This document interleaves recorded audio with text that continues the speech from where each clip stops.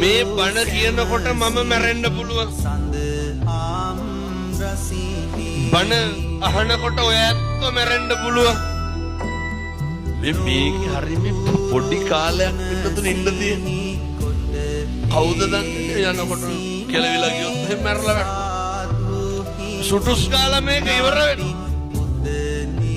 ඊළඟ තප්පරේ හරි අවිනිශ්චිතයි.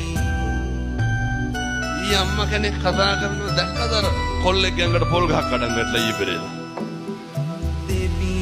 මේ බයිසිකලේ ඉන්නකොට හම්බුනේ පොල් ගහක් කඩන් වැටලා. දෙකට මැද්දෙන් කැඩලා පොල්ලා. මොනවාද වෙන්නේ? මේ ලෝකේ ඕනම දෙයක් ඕනම විදිහකට වෙන්න පුළුවන්. මතක තියාගන්න.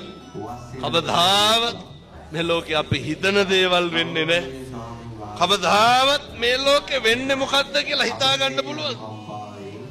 මේවා පින්නතුනේ හරි අවිනිශ්චිත ජීවිත.